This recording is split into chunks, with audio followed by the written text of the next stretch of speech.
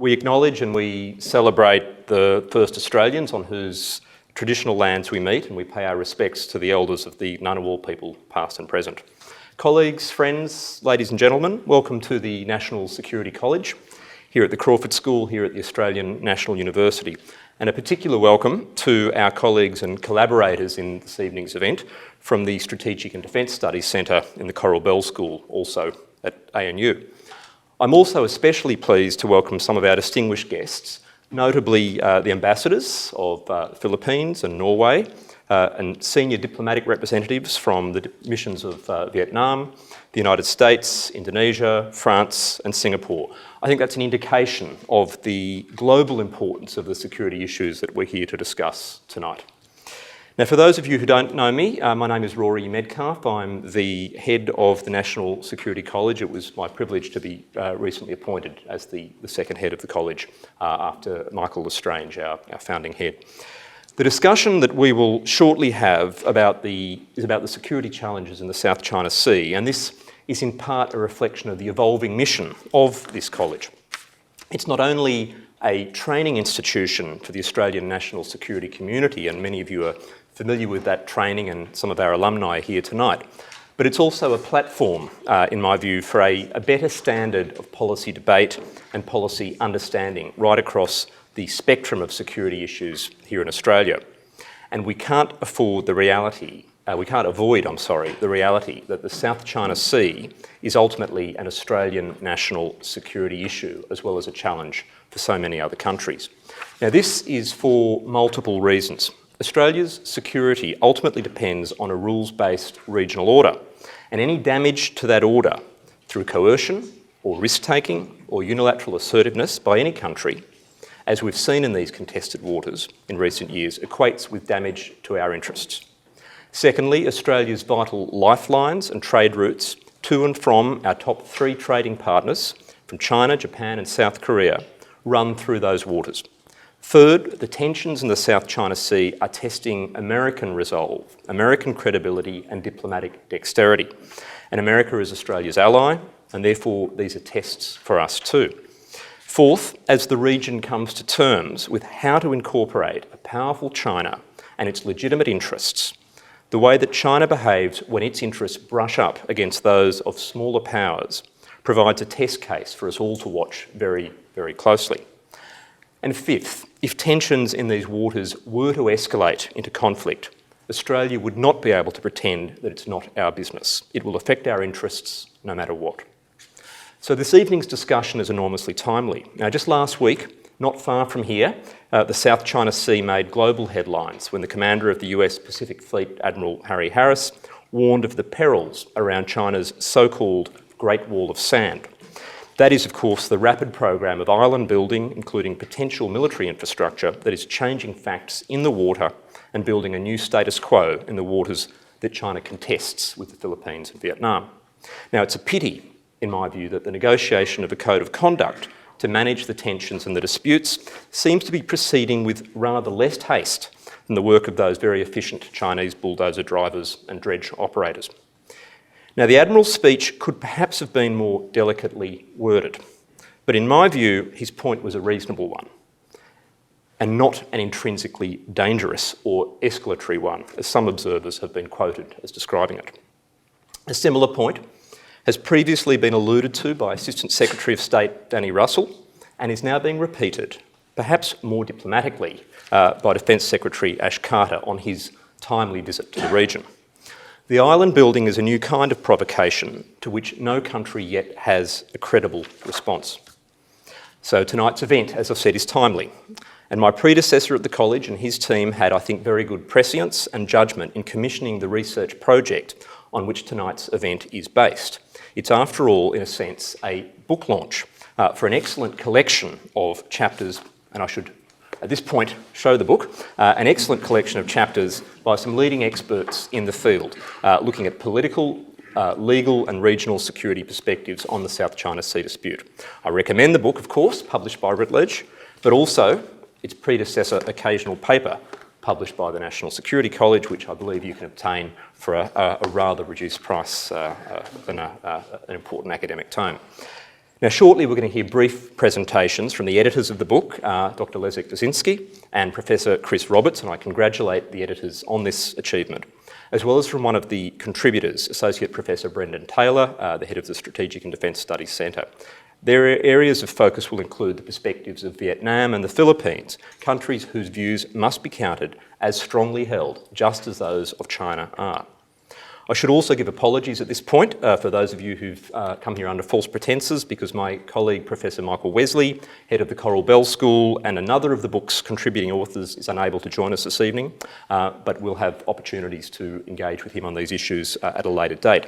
I should note also that the book contains some particularly useful and insightful chapters, or a chapter on legal aspects of the dispute from Professor Don Rothwell, head of the school at the ANU College of Law, and I again look forward to our opportunities in the future to conduct a future event with Professor Rothwell to look more squarely at the legal aspects of the disputes, particularly the Philippine case for arbitration and China's own interpretations of the law of the sea. So to conclude my opening remarks and to open up a wider set of presentations and discussion, I want us all to think about 5 questions. First, what are the security risks arising from continued tension in the South China Sea? Second, what are the contours of a possible resolution to these disputes? Thirdly, is resolution a realistic option? Fourth, do dispute management and confidence building measures comprise a more feasible set of options for preventing conflict? And how would these work? More feasible, that is, than resolution. Is resolution, in fact, a pipe dream? And finally, what are the options before the international community if the present situation, including the island building, continues? So 5 questions for us to ponder as we listen to the presentations from my colleagues. After their presentations, and that is presentations from Leszek Brzezinski, from Chris Roberts and from Brendan Taylor, I look forward to moderating a discussion on these and other questions, and we'd really like your contributions to that discussion. So just a reminder, the event is on the record. Please switch off your phones if you haven't already. What you ask and what you say is on the record, and that's I think, very valuable for transparency in this discussion. I do, of course, encourage tweeting, so if any of you are looking at your phones during the discussion, I know you'll be doing it for the right reasons. I will now invite our first speaker, Dr. Leszek Brzezinski, to take the stage.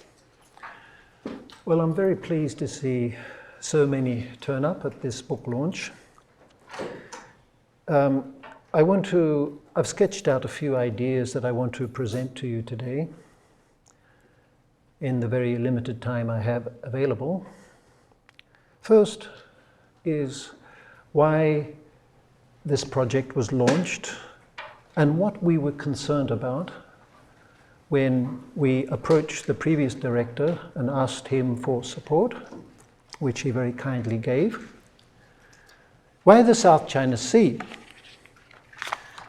Let me then make a few broad remarks, because we see it as multidimensional. It has 2 essential dimensions.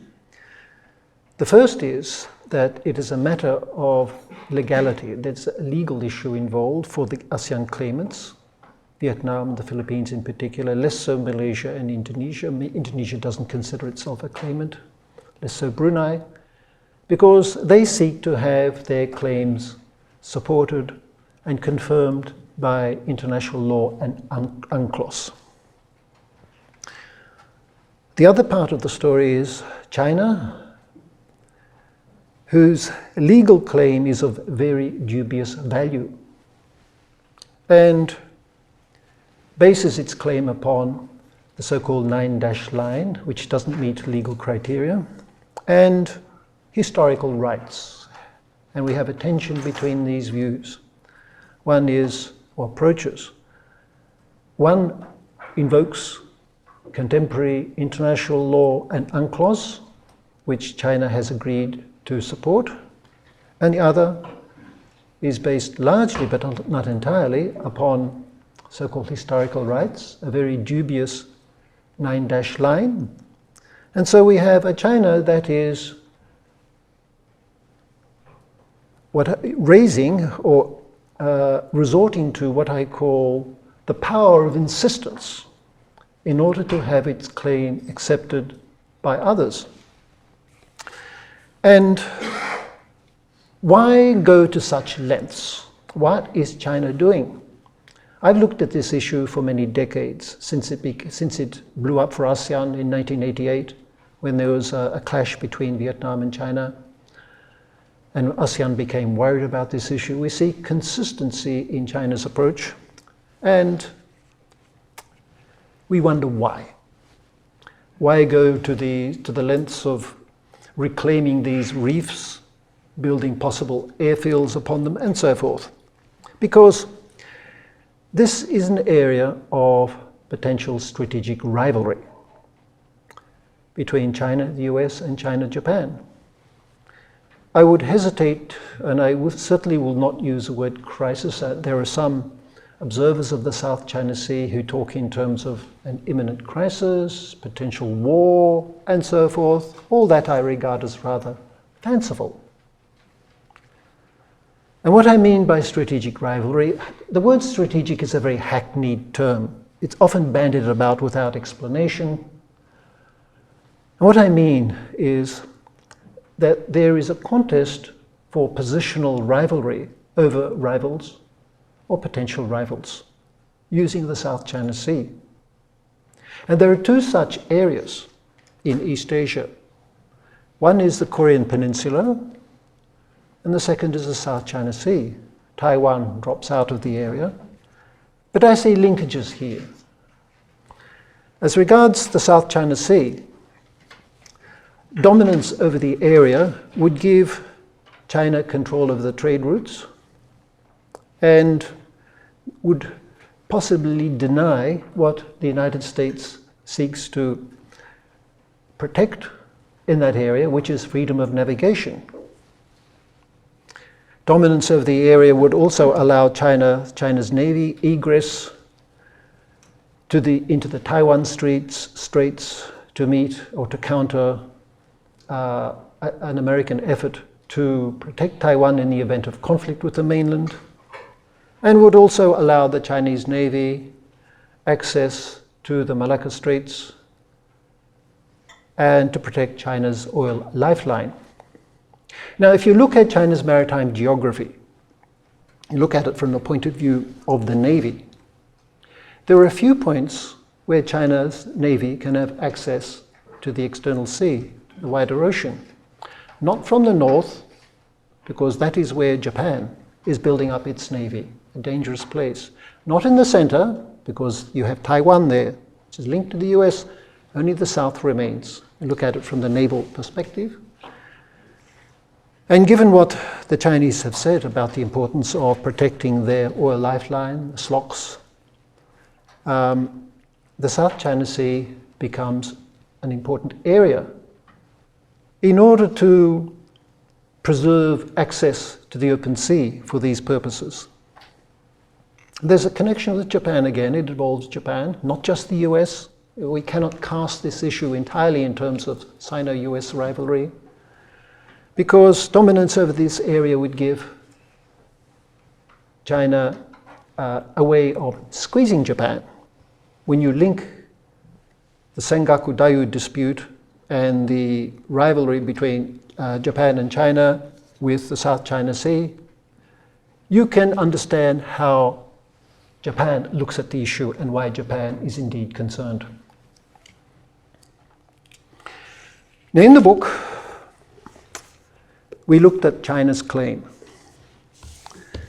because the Chinese claim indisputable sovereignty and that the area is ancient Chinese territory. Both claims are of very recent origin, hardly ancient, because dynastic China had little contact with this area. And an analysis, cartographical analysis of maps, Chinese, British, Spanish, French maps, some of which are in the National Library here, they show that the area was outside dynastic China's area of interest. It was a maritime frontier. And with the border, in the Ming dynasty at least, following the coastline. So what we have is a China which is relying upon the power of insistence, as I put it, and the orchestration of maritime surveillance agencies to obtain acceptance of a dominant position in the area, and to have that position accepted by ASEAN without fighting, simply by incremental steps intended to wear down resistance from rivals or opponents, Vietnam and the Philippines, and to have them eventually accept what they may, and to have them present the inevitable. This is very much in keeping with what has been written about Chinese strategy and the way China operates to avoid war, but to press on in order to secure one's position without the risk of conflict. In the book, Zhang Zhang, who wrote on China, wrote that China is positioning itself for negotiations over the issue and may, in time, negotiate when the circumstances, or if they are favorable. He doesn't go into when they will be favorable, but it's a question we can ask. We had Renato de Castro in the book, our Philippine colleague, who argues that the loss of Scarborough Shoal to China in 2012 was a classic low-key, non-violent way of squeezing out, pushing out the claimants. China obtained this shoal with minimal cost. We had Do Tan Hai, who's seated in front of us, another contributor, who wrote on Vietnam and the Vietnamese claim and how Vietnam indeed struggles with this issue. We had the legal perspective from Don Rothwell, who examined some recent developments in international law and how they affect the issue. And we had the American perspective from Ralph Emmers, who looked at the American pivot, the Obama administration's pivot into the area, which was, to a large extent, stimulated by events that we have discussed, and perhaps we'll be discussing today, in the South China Sea. The future. We have a chapter which covers the future. And the Philippines, let me mention that the Philippines appealed to an arbitral tribunal under Annex 7 of UNCLOS to clarify China's claim and to its rights, the rights allocated to it to resources within its exclusive economic zone. Now, that was indeed surprising for the Chinese. I was in the Philippines, Manila, recently, asking Filipino lawyers about this, about their appeal. And it seems that the Chinese were very much surprised that the Philippines would do this. They wanted the Filipinos to be quiet, like the Vietnamese or the others, not to raise the issue publicly and not to embarrass the Chinese. But the Filipinos are a nation of lawyers. Everything is public for them. They will go to law. Now, it seems to me, and it seems to some of the legal experts I've spoken to about this appeal, that the tribunal is unlikely to wash its hands of the issue. It may be tempted to, there may be a temptation on the part of some to do this, say, look, China is a big power, this is a complicated issue, we don't get involved, China has claimed that the tribunal has no jurisdiction, therefore no decision will be made. But the tribunal is, at least the judges, justices in the tribunal, are all very familiar with UNCLOS, have lived with UNCLOS all their lives, all their professional lives. And if they avoid this issue and the legal issues raised, UNCLOS will have little value.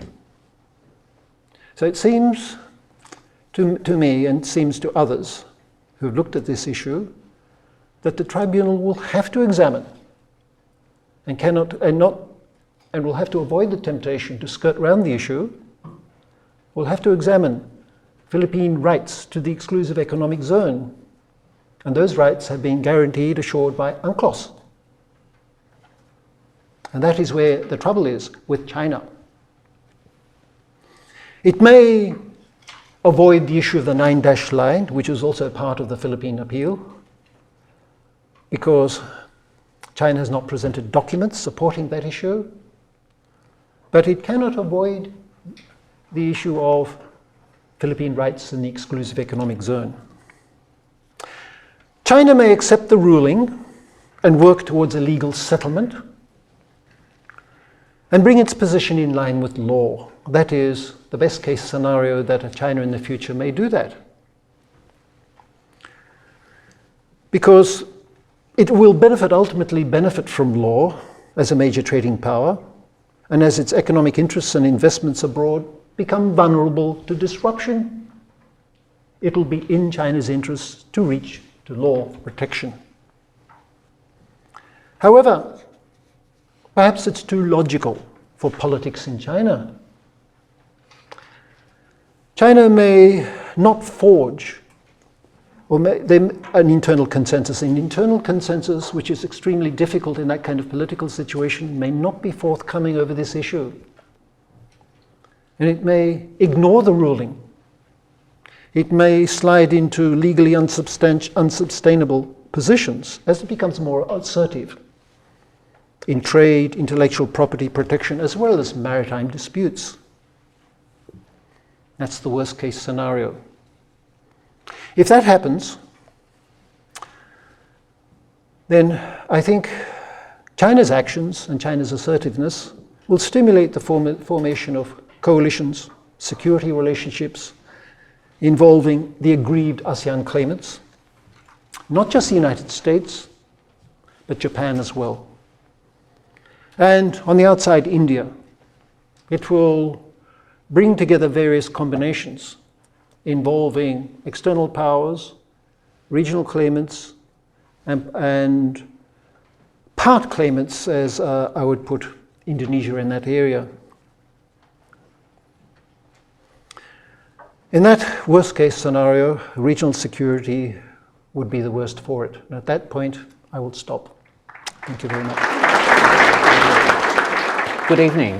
First of all, I'd just like to start by thanking Rory for his very kind remarks and introduction, and also to thank the National Security College for the research grant that was provided that led to both the occasional paper, conference, and eventually this book on the South China Sea, as well as the field work that Lesek and I participated in that also contributed to some of the content in what I hope are some of the key chapters within the book.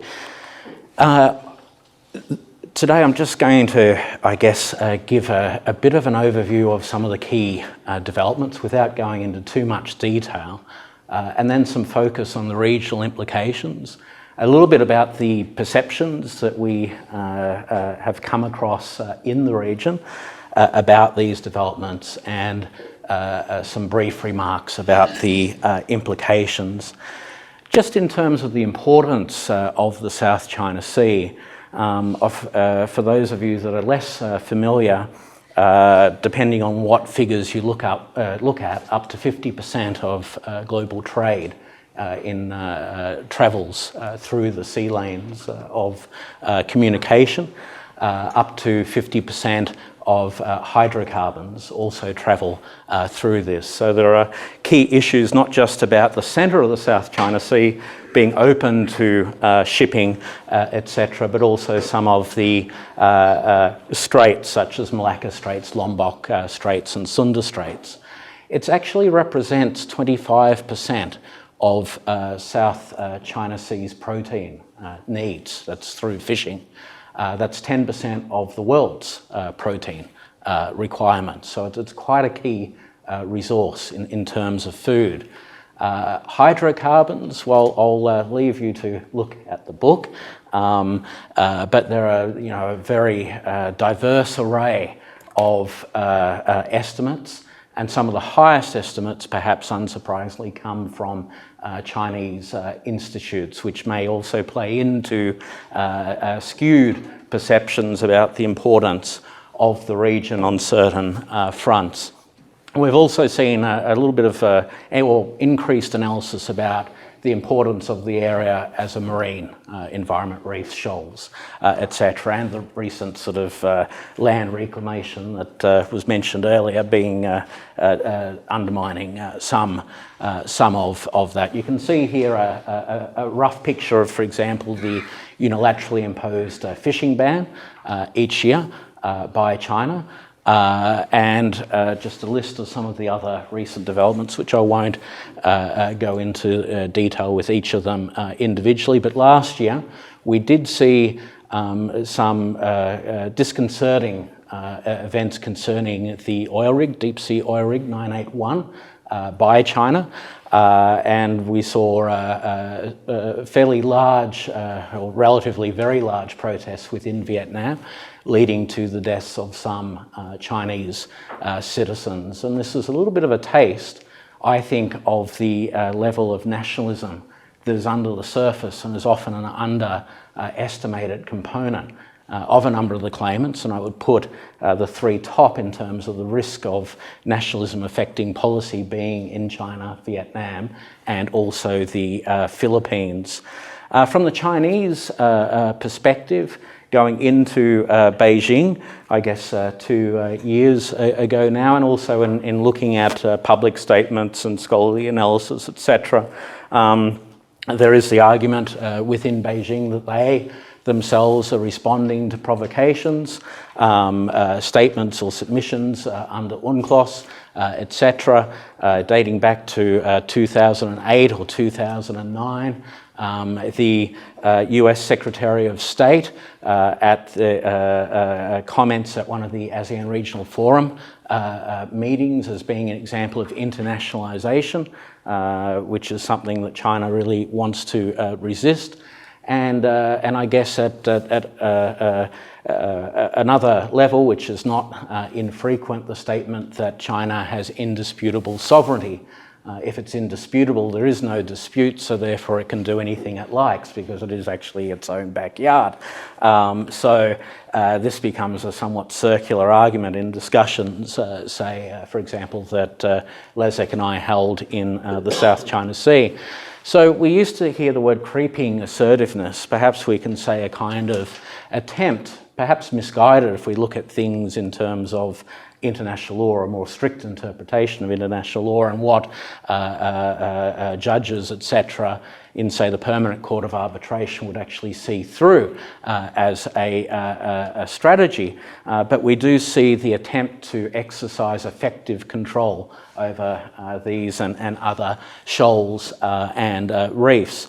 And you can see the quote from one senior military officer of general rank, who stated, "There will come a time when no one will remember that we not only rightly held sovereignty over the Paracel Islands, but also did control them until their occupation at the end of the Vietnam War." Of course, there are different interpretations, but from the League of Nations to UN Charter, we have the concept that there is no right of conquest, and so there's a whole debate associated with things like Woody Island, etc., as to what is the right position there in terms of ownership and how that issue can be resolved. But as in line with this creeping sovereignty, you can see here an image of the various ships, which also included PLA Navy ships in this image. And up until a few years ago, the large sort of consensus was that the Chinese Navy was staying out and not part of a coordinated effort. But we've seen that change significantly in the last couple of years. And here are some recent images from early this year of the extent of land reclamation taking place. This is a picture or image of Mischief Reef area. Of course, other countries have also been, claimant states have been involved in reclamation over the years. It's not just China. Perhaps the one exception would be Brunei, as far as the 5 or so claimant states are concerned. This is dredging as at 2012 of Johnson Reef, and here we can see fiery cross reef in the Spratly chain of islands and the establishment of a possible runway, which again I would argue has more of a strategic implication rather than a legal implication. It has the implication of being able to extend power, resupply efforts, project power across the South China Sea, with some analysis arguing that there is at least perhaps a contingency in the future, a contingency or a plan to establish something like an ADIZ, an Air Defence Identification Zone, similar to what we saw a few years back in Northeast Asia. Woody Island, part of the Paracel Island chain, is one of the sites of the most work and has gone on for the longest time, well before the recent sort of news coverage of areas concerning the Spratly Island, but again, significant developments taking place there. Also, we have imagery of, increased imagery of PLA Navy ships and their presence in various locations in the South China Sea, and some analysis to suggest that one of the outcomes of some of the early reclamation in the last couple of years, land reclamation, has been the ability to have one ship such as this permanently in the region on rotation, but with the increased facilities that China now holds, being able to maintain a resupply of that vessel. But really, you know, in terms of just how much of a challenge in terms of security, etc., I think it's useful to put in context, for example, trends in military expenditure. If we look in the East Asian context from the CIPRI military database, China has quite an impressive, if I can use that word, rate of increase in its expenditure. But if we take things at a global level, we still see North America, US and Canada, well above the total expenditure of China, although China coming close to the total expenditure as of 2012 with the European Union. But the story doesn't end there, because if we think in terms of, if I can sort of twist a term from economics, when they say GDP and purchasing power parity terms, I guess I'll tweak that and use the term purchasing power parity differentials.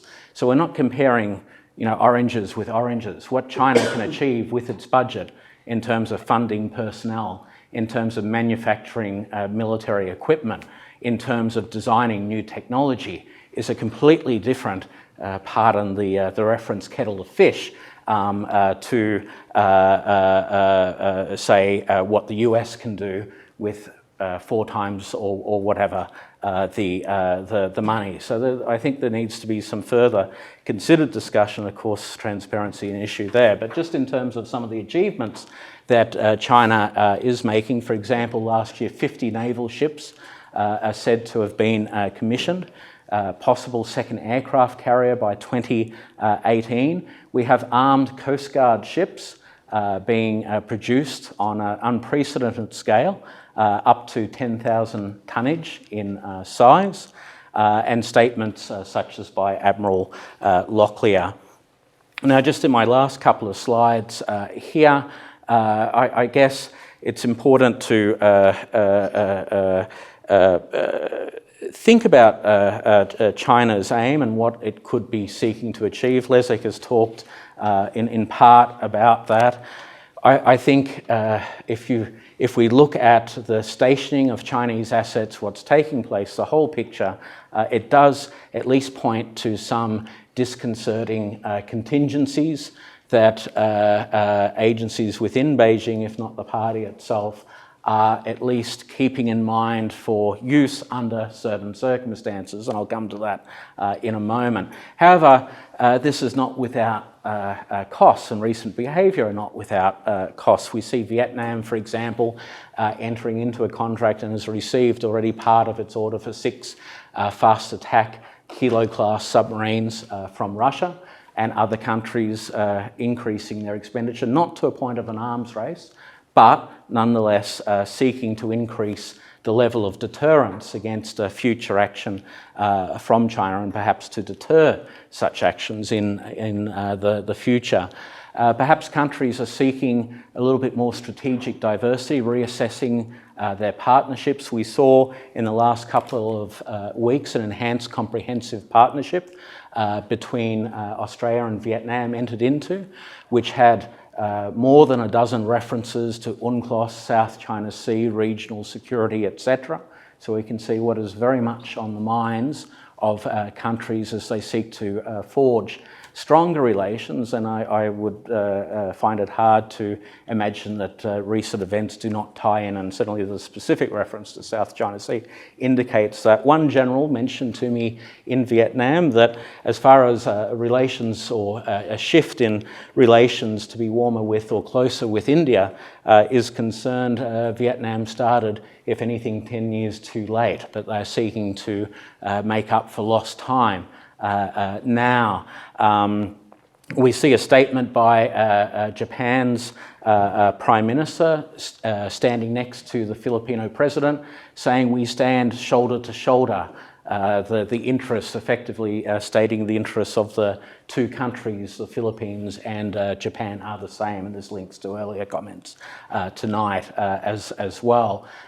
We see the Philippines also raising or citing its treaty with the United States, a somewhat awkward initial response, perhaps, or at least perhaps more accurately a hesitant response, but a strengthening of the US position in favour of the treaty over the last couple of years, which I think is a natural response to other developments that I've highlighted, including those orchestrated by Beijing. Vietnam, for example, is looking at joint exploration with Indian and Russian state-owned enterprises, which also raises the risk of, say, a cable-cutting incident by Chinese vessels as being closer to being an incident with the state itself. Policies of economic diversification, a 200% increase, it's still limited in the scheme of things, but a 200% increase in trade in recent years between Vietnam and India.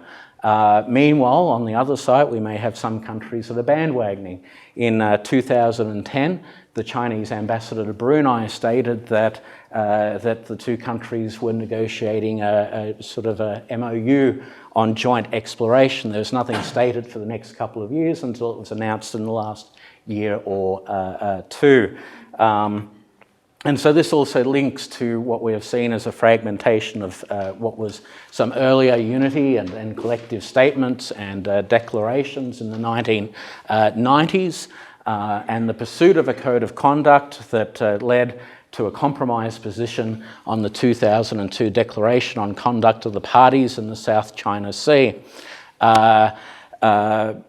We've also saw the inability of ASEAN for the first time in its 45 or 50-year history to come to the conclusion of a joint communique because of the insistence by the Philippines and Vietnam on certain references to recent developments at a foreign ministers meeting, ASEAN foreign ministers meeting in Phnom Penh in 2012. Indonesia played a key role in sort of reconciling that issue, but a situation of carrots and sticks, trade agreements, arrangements, investments and aid to some of the smaller countries. And if you have a country like Laos, where the GDP is perhaps $6 billion or thereabouts, it doesn't take much of China's budget to have a significant impact and thereby influence through its aid and investment. We also see a very different alignments at the strategic level, treaty partners of the US in the case of the Philippines, to other countries that are much more closely aligned with a US. Now, I agree with Leszek that Indonesia is not officially a claimant state, but we have in recent years actually seen a hardening of Indonesia's position as well in response. And this is a cost of China's actions, where, for example, various senior defence officials have stated that Indonesia's territorial interests do conflict with the 9-dash line, with China's maritime claims. I have been out to other agencies, such as out in Bogor, and in discussions and presentations with those, or one particular agency, security agency out there, the discussion was not what role can Indonesia play, how does it actually defend its interests. The one agency that steadfastly states that it's not a disputant seems to be the Foreign Ministry, or Kemlu, at this point in time. It's perhaps a useful diplomatic device, because if you look at the Natuna gas field, the continental shelf, the EEZ, etc., it does actually conflict with the 9-dash line.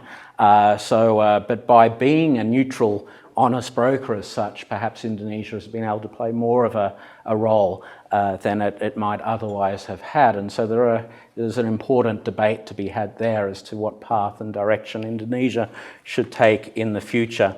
Second last slide here, just in terms of the factors mitigating the risk of conflict. Of course, I've mentioned the damage to China's reputation, the strategic repercussions.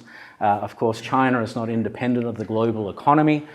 It also relies on many factors associated with this, including investor confidence, etc. Both my predecessors tonight have referred to international law and UNCLOS.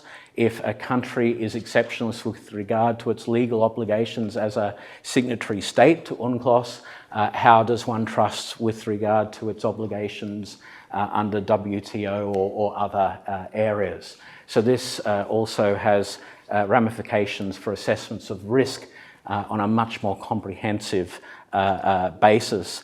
Then, of course, sometimes it's forgotten, but there are similarities in the two socialist systems between Vietnam and China, and there is a long history of relations, and there are mechanisms, etc., that can come into play to reduce tensions at appropriate junctures in time.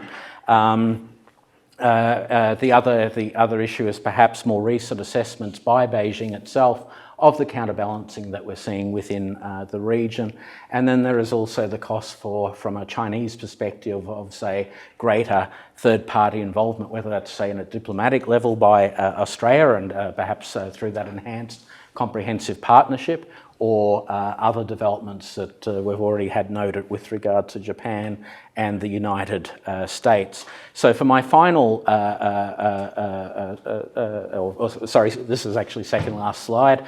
In terms of Beijing's contingencies, I do think we can see that under certain circumstances, that it is actually actively pursuing a blue water naval or a projection capacity, the projection of power across the entire sub-region through these land reclamation activities. There may be calculations here. There's often an assumption about, or too much focus, in my opinion, between what China does, how the US reacts, etc. There may be, and this may be a misguided position, but there may be a belief within certain quarters that certain actions, especially if it's done on an incremental basis, can be maintained below a level that would incite a US or Western collective response. So if the US is kept out of the picture, then what position do the navies of, say, Southeast Asia have to resist anything that China has in some form of grand strategy, to use Brendan Taylor's sort of terminology in some of his informative articles on a variety of subjects. In the other side of the coin, however, is we are dealing with authoritarian countries. In some instances, in the case of China, performance, legitimacy, continued economic growth, the continued advancement of people's way of life, lifestyle, etc., is key. This can tie into the issue and calculations about the importance of access to energy and resources. Nationalism, as I've already mentioned, linked to this identity, is a problem. One Peking University scholar said, if you ask a 50-year-old on the streets of Beijing to draw a map of China, he will draw a map of mainland China. If you ask a 20-year-old, he or she will draw a map with a giant sort of tongue hanging down. That is the China and the South China Sea. This is part of every student's education, according to this professor. This may create a kind of trap to which even in the future, under circumstances, there might be circumstances where the Central Party wish to make a compromise, but what is their capacity to do so without a significant domestic backlash? And so therefore we have this kind of stalemate occurring between the parties to this dispute. On top of that, its identity by leaders and beyond as sort of perhaps seeking to reassert its Middle Kingdom status from centuries and millennia past, and also respond to or overcome or whatever its so-called century of shame or paraphrases thereof.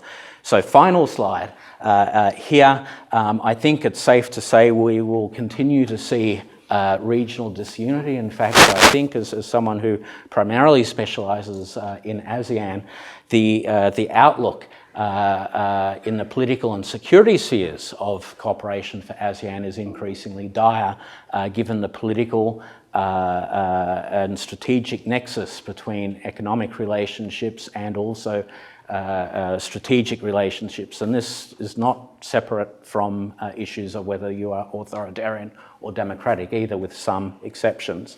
We also see, and I think this ties in with Leszek's comments, increased connectedness between Southeast Asia, Northeast Asia, Japan, etc., and South Asia, India, for example.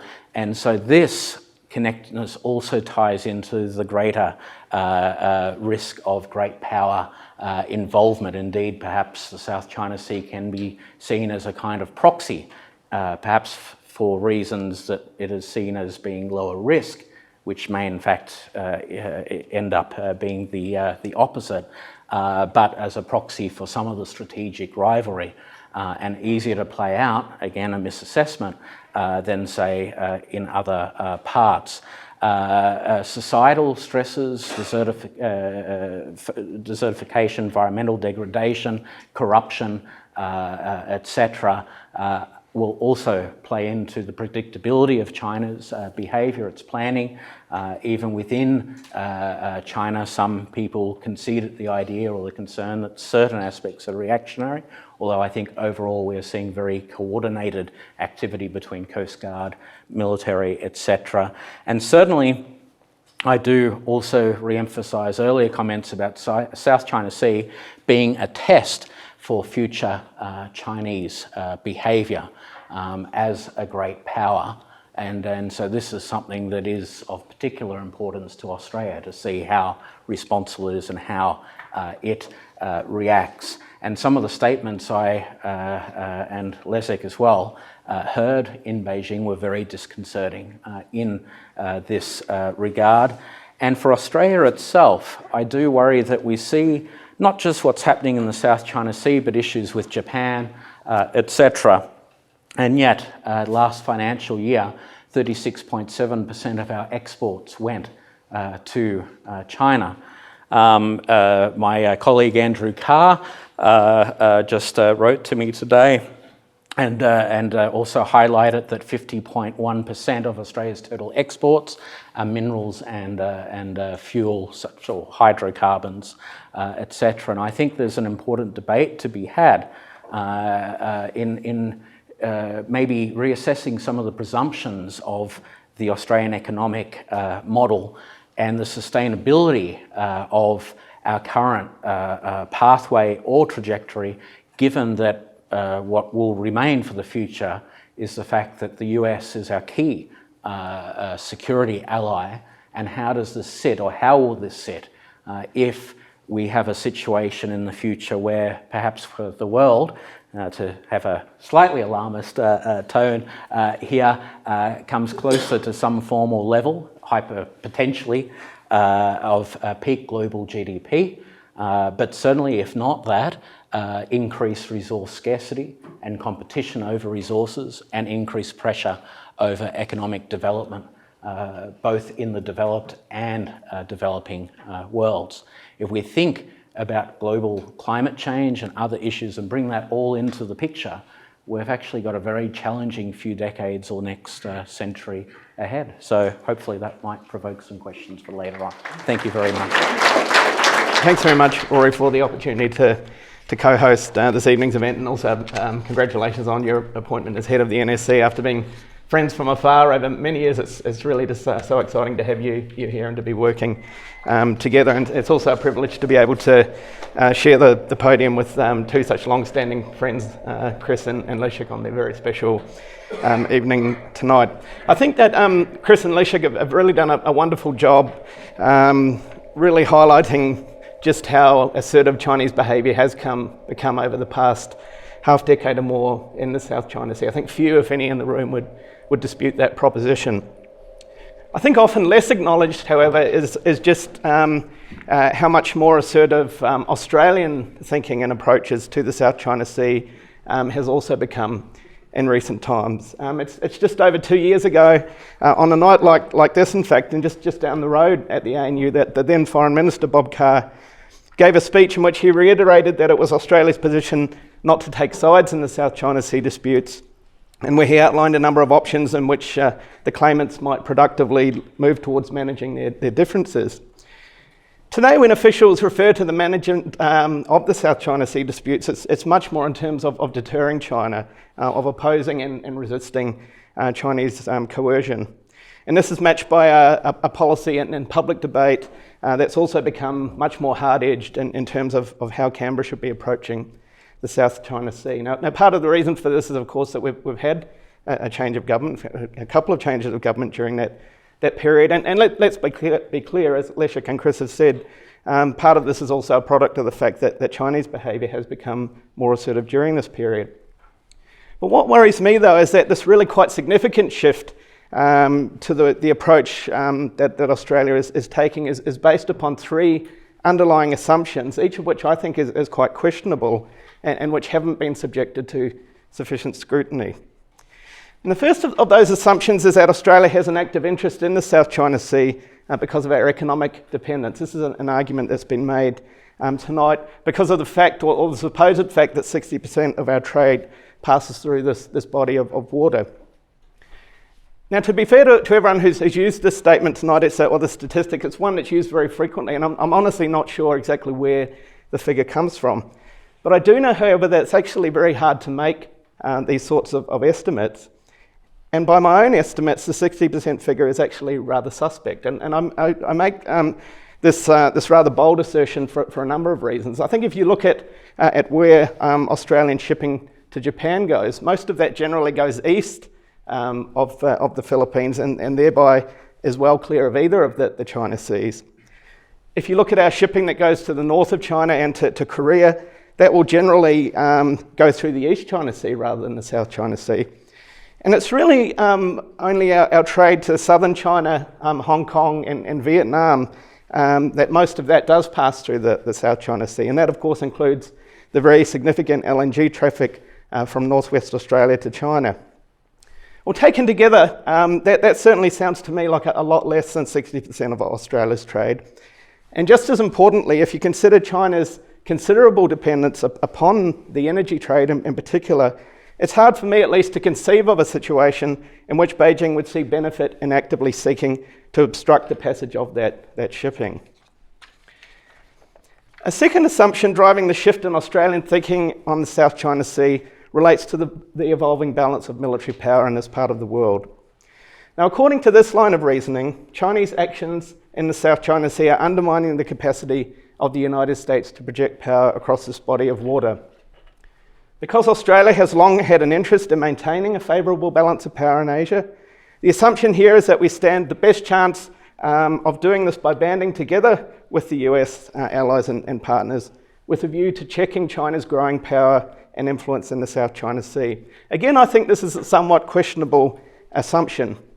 It's certainly true that the People's Liberation Army has made impressive gains over the past 2 decades, and these have almost certainly shifted the balance of military power between China and a number of Southeast Asian countries, namely Vietnam and the Philippines.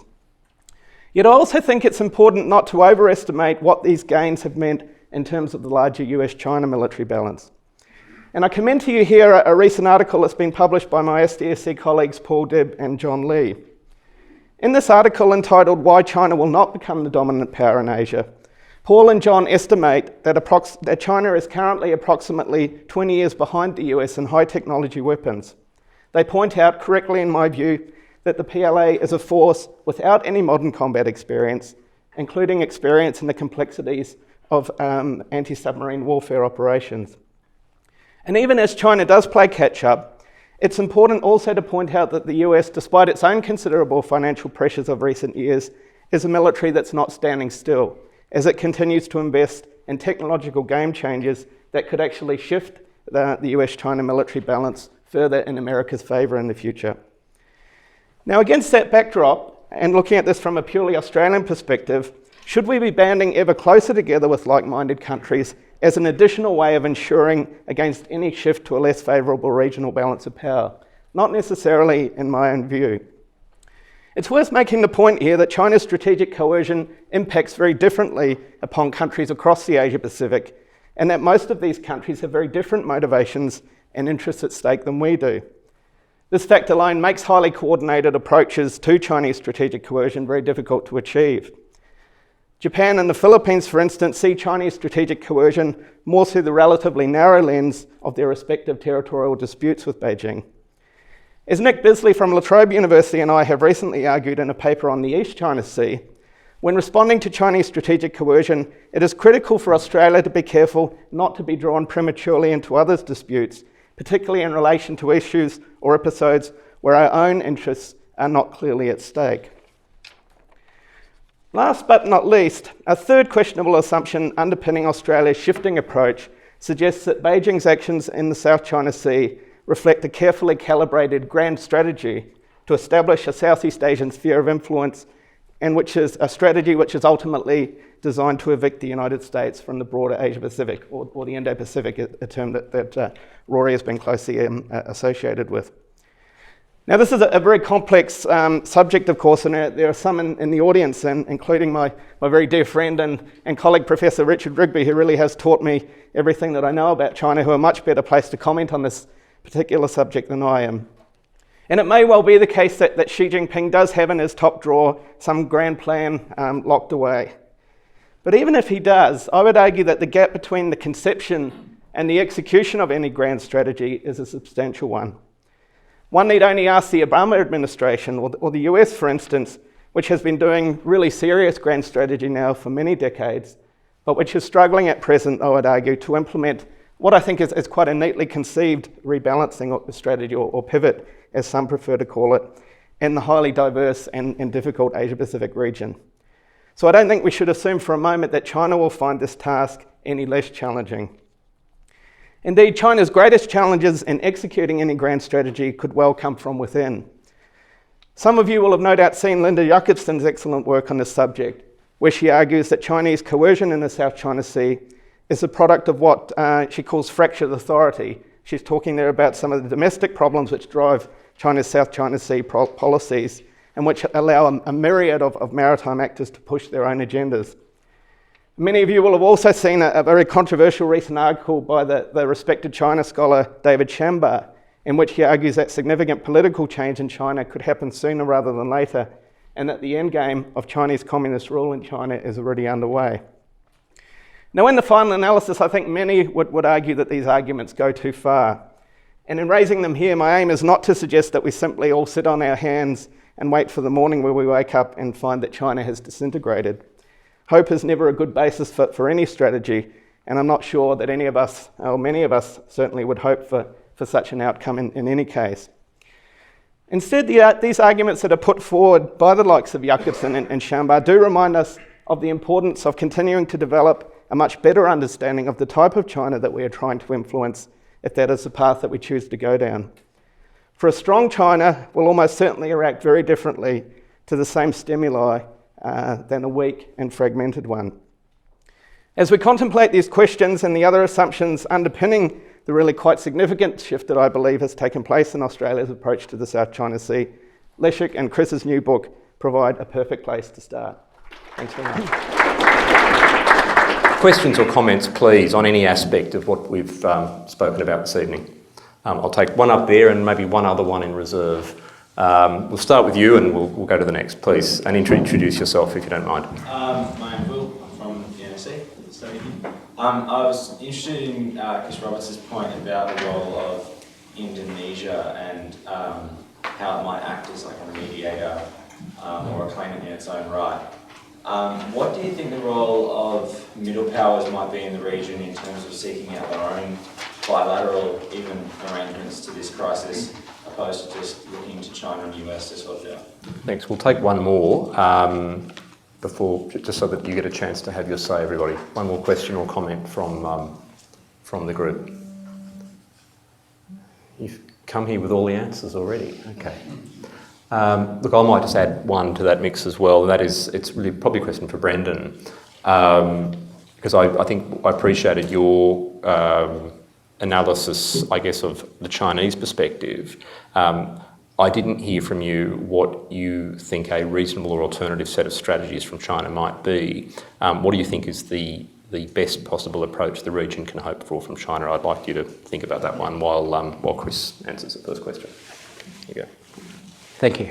I think countries such as Indonesia have played a critical role. If we look at, for example, the days and weeks that followed the joint communique in 2012, and then Foreign Minister Marty Natalegawa, I'm told, personally drafted the 6-point plan in response and undertook something like, in 72 hours, trips to Cambodia, Vietnam and the Philippines to get at least a sort of a compromised position and to alleviate the tensions. And so that's an example of a country that is definitely a middle power, a rising, emerging regional power that has had a long history of a role. It, of course, represents 1/3 of ASEAN in terms of both populace and economy, so it also has that privileged position as a founding member and the first among equals, as the Southeast Asians would say.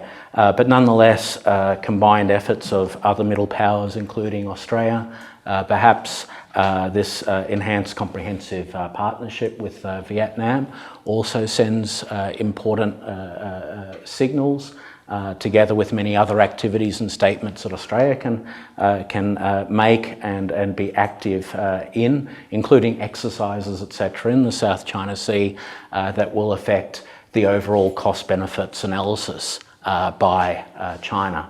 So I think any approach has to be plural.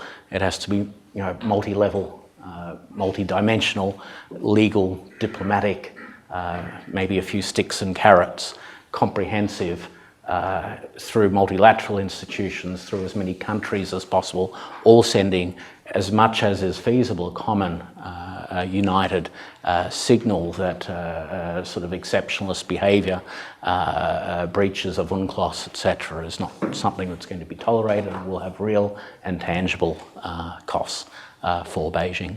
Thank you.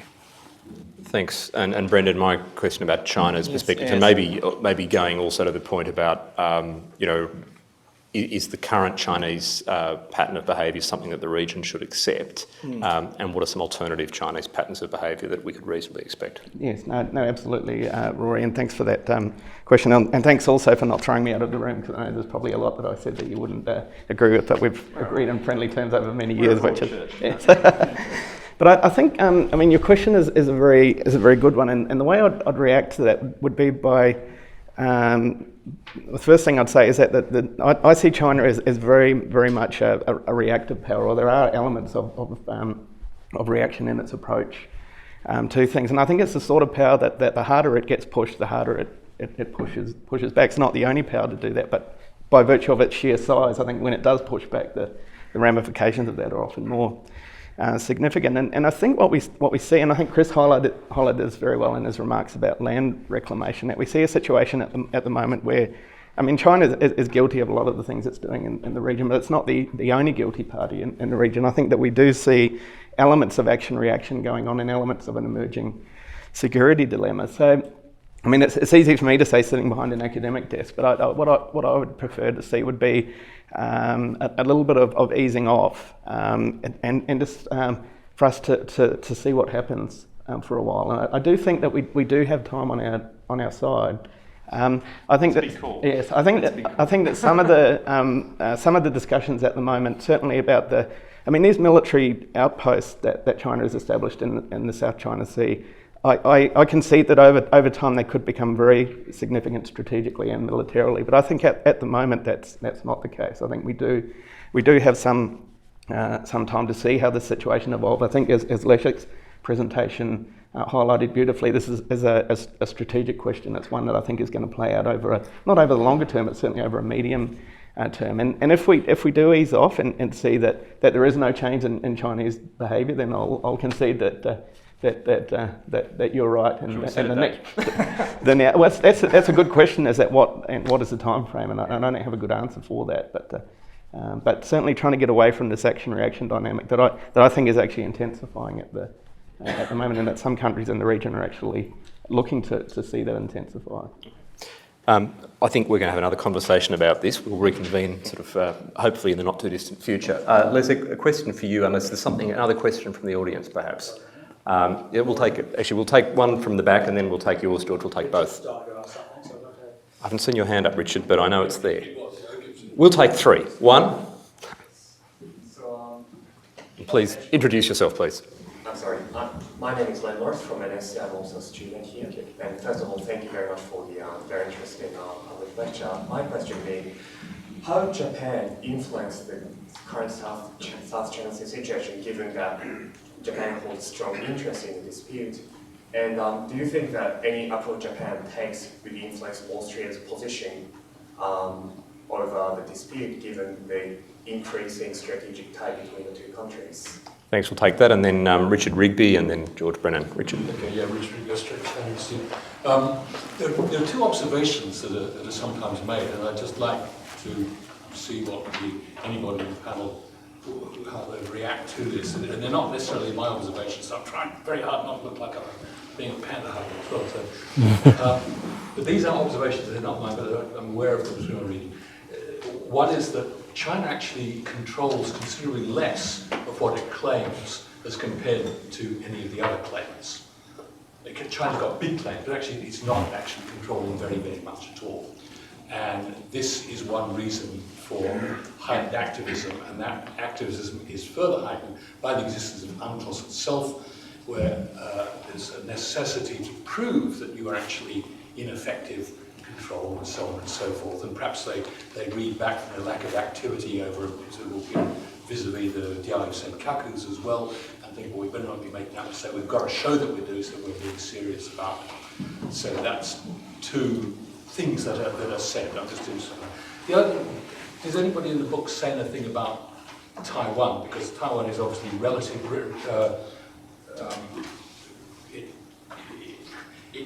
The PRC claims are based on Taiwan's claims, which are actually marginally bigger.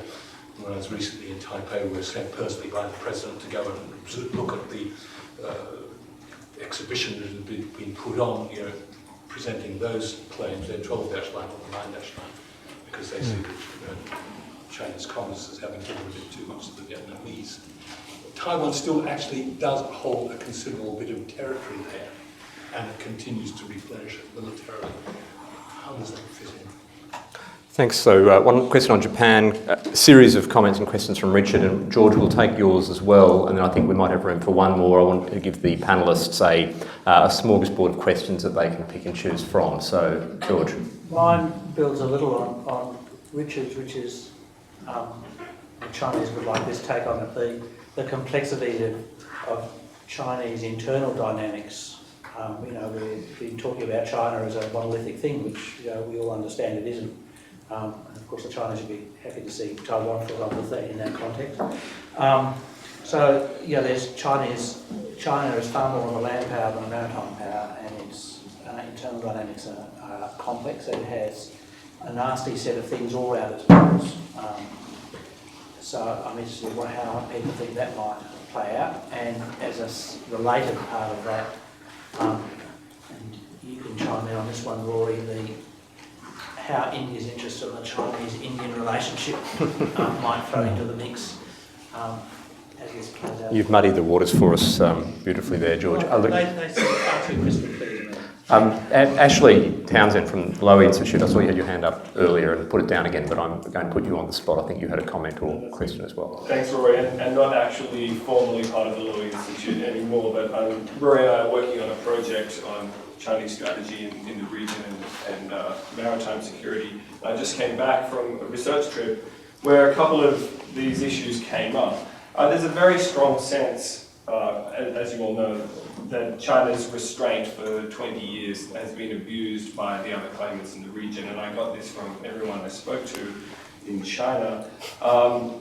That's not surprising, but there is a dilemma that goes with that the Chinese themselves seem to be facing and don't quite know the best way to get out of. The dilemma is this: they feel that their restraint has been abused, and therefore there's a need to build something to catch up. As Brendan articulated, they're far behind, but they're trying to respond to what others have been doing. The region is then pushing back and saying, well, this is illegitimate, even though it's what we've done before, and there's no space for a discussion on that issue. That's the first point. Is there a way for there to be some discussion on the legitimacy of what everyone in the region has done over 20 years, for it all to be open and negotiated? And secondly, following on from that, if that discussion is not possible and the only answer that comes from Washington and the region is arbitration, there's another problem, because China doesn't recognise the legitimacy of the arbitration process in its entirety. And that's not just because it doesn't view arbitration as being an accurate venue, a good venue for discussing sovereignty issues. It actually has problems with the legitimacy of the laws and the courts and the individuals involved. So is there room, in the opinion of the panel, to open up the debate about arbitration more broadly to actually accommodate or at least discuss Chinese concerns and find ways to address them? Because there does seem to be some willingness for China to find a legal mechanism by which it can start to talk about these issues. Thanks, Ashley. We've got a whole set of thoughts there for the panel to respond to. I'm going to ask Leszek first, and Leszek, you can pick and choose from among those, but I would especially want to hear what you have to say on Japan. Leszek, yeah, cheers. Yeah. I think the direction of the question was, what's the link between Japan and Australia with reference to the South China Sea, and would Japan's moves in the South China Sea actually strengthen or push Japan to develop corresponding tighter relations, security relations with Australia? I think that was the gist of the question. It seems to me, yes, Japan is becoming much more involved under the Abe Shinzo government, and the Japanese are very concerned. They look at the map and they see China's moves in the south, and they see how China's moves may result, if China ends up by dominating the area, despite their assurances that freedom of navigation will be maintained. The Japanese certainly will not trust the Chinese with respect to that, and they see that it will result in a very costly rerouting of trade and shipments of oil around that area. And that worries them very deeply. So their moves are related to Vietnam and the Philippines, not Australia. Now, where Australia comes in is over the Sengaku Taoyo issue. The Japanese have attempted to draw Australian support over that issue, and as Brendan has mentioned, that Australia has been very reluctant to get involved over that issue. The second point about Richard Rigby's comment about China's claim is less than that of others. I just want to point out that... No, I said that China is actually in control of much less of its claim than those of others. Okay, China controls the Paracel Islands. China's claim is huge, we all know that. Yeah, okay. China controls the Paracel Islands. It also controls 7 features, some say 9 features, which it obtained after the 1988 clash with Vietnam. Now it sits on Scarborough Shoal, so you add another one. And Vietnam has occupied more features than China, true, but China occupies more features than Malaysia or the Philippines. So I don't think that China occupies less than the others, less than Vietnam, I agree, but not less than the other claimants. As regards Taiwan, yes, there was mention in the book about Taiwan's 11-dash line, that the original 9-dash line in 1947, the original claim was had 11 dashes, and then 2 dashes were removed to conciliate Vietnam, and Taiwan continued with the 11-dash line. And you mentioned Taiwanese occupation of Itu Aba, that key island. It has a marine detachment there, and there has been some speculation as to whether or not Taiwan would act with Beijing in this area, since they have related claims. But as I understand the Taiwanese position, there was a Taiwanese official who said that Taiwan would not cooperate with Beijing over the South China Sea. We have someone from a representative of Taiwan here who may like to confirm or add to that. India's interests, no, that is a question for Rory. The last one about arbitration, China's restraint and arbitration, legal mechanism. I personally think that China, I agree that arbitration is alien. Legal arbitration is very alien to the Chinese at this moment. Chinese society has not evolved as a legal society, and legal mechanisms are distrusted. And so I don't think that China would respond very kindly to whatever the arbitral tribunal would decide.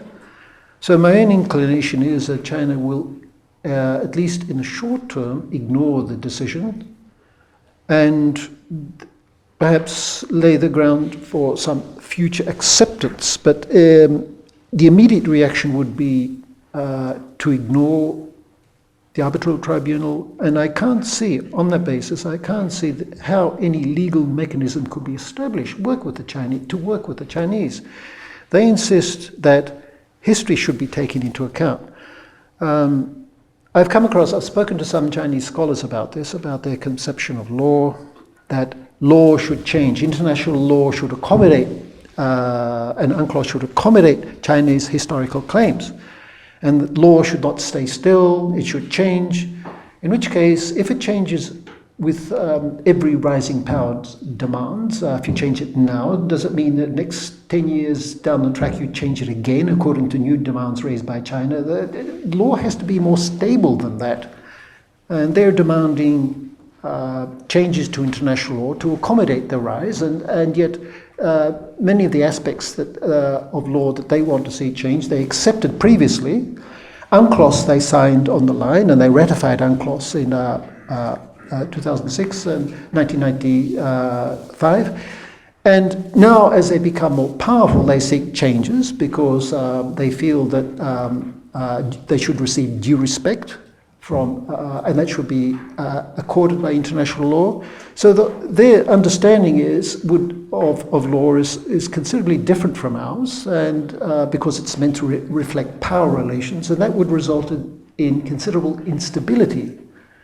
So I can't see how a legal mechanism could be devised to propitiate the Chinese in the way the questioner outlined until China understands the significance of law. I want to add something else about just a little reference here to about Wrap up soon, so. very briefly about speaking to Chinese scholars in Beijing, which we have done. I've done that for many years, because the Chinese scholars in the various institutes live in a very rigidly compartmentalized system and know little about the military, the PLA, or what the party is doing and what the party thinks. And I think that's one of the problems in reaching out to the Chinese. We may reach out to the scholars, we may reach out to the legal experts, those who are well versed in international law, but those who make the decisions are very often somewhere else. Thank you. Chris, you were very generous with your comments earlier, so please be parsimonious now, because we're at to wrap up. I agree about being a willing signatory to UNCLOS, albeit with exceptions or exemptions made on certain aspects of arbitration. But nonetheless, there are aspects that are clear, such as a clause within UNCLOS that states that no party to a dispute will amend or change or threaten the status quo, exacerbate tensions, etc. In other words, they must peacefully negotiate a change. It is that said, it is true that Vietnam, for example, occupies more features, but also, I guess, there's the question of quantity versus quality as well, and so the quality issue being forthcoming, if not already, airstrips, etc., and resupply, surveillance capabilities, etc., beyond any other country out there. In regard to its willingness or desire to reach a solution, we've seen a lot of, to put it bluntly, some duplicitous behaviour within ASEAN, where there are statements sometimes where we don't want multilateral approaches. There are statements where, yes, we will negotiate a code of conduct. And then when the statements are made, for example, instead of a senior officials meeting taking place to work on certain aspects, it's pushed down to a lower level, knowing that the people at that level within an ASEAN context won't have the authority to actually reach a conclusion that leads to anything, so it becomes just a stalling tactic, whereby maybe linking to an earlier comment today, when it does finally agree, if ever, to some solution, the new status quo is well and truly within its favour and what it's completely, entirely comfortable with. And in regard to perspectives in China and the willingness to compromise, it's quite alarming when the head, for example, of a government-funded think tank sits there and states, we're not even interested in the central part of the South China Sea. I've had military generals in one of the other claimant states saying that's open. We're willing to have a negotiation here. But this particular head said that we're interested directly in the EEZs of the claimant states because that's where the accessible oil is. When I then asked... That's transparency. That's transparency, yes. When I then asked, but that is completely contrary to any interpretation of international law, and why would anyone share? He said, well, we're offering 50-50% share. Right down to, he didn't say the beach, but this is what it meant. And then I said, but no one would agree to give something that is absolutely not your... And then the statement came up, well, 10, 20 years from now, that 50-50 will be off the cards and we will have the capacity to just take it like that. So when you have statements, and other statements that if they were to be public in the press would create, protests in Vietnam tomorrow. When you have controversial statements, recklessly given by people in very senior positions with responsibilities, that's somewhat disconcerting. So I might just leave it at that. Thank you. I'm hoping that that was one of the people who Leszek referred to earlier who actually may not know what's going on, but I have no judgment on that. I respect our peers everywhere. I'm going to leave the last comment from the panel to you, Brendan, and I'll give you a golden minute. So. Okay. No worries, Rory. And can I congratulate you on herding 3 unruly academics so well? But just very, very quickly, a minute in response to Len's question and Ashley's question. Welcome back, Ashley. It's great to see you again. Len, I think with respect to anyone in the room from Japan, including your good self, I think Japan is part of the problem here. I think that for very understandable reasons, Japan is an extremely insecure position at the moment as the balance of military power between itself and China shifts. But once again, I don't think we should overestimate how quickly that is shifting, but I think it is very clearly shifting in Chinese favour over time. But I think Japan's growing involvement in the South China Sea, I think is really fueling, or one of the factors fueling this intensification of the security dilemma that I talked about, particularly its assistance to Vietnam and the Philippines.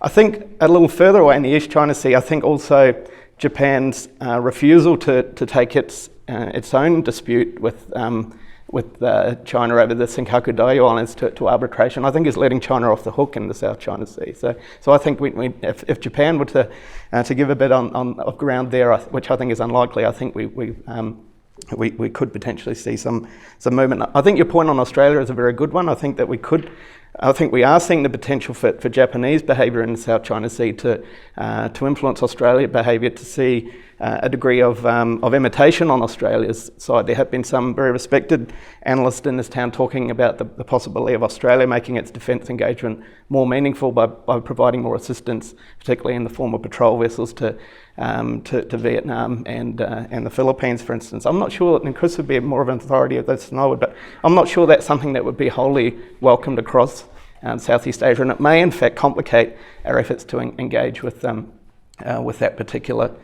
sub-region. In the interest of time, Ashley, I'll connect with you afterwards, because Rory, I think the audience would love to hear your views on India and the South China Sea in a minute as well. No, I'll give you 30 seconds, and I know we're eating into valuable drinks and conversation time.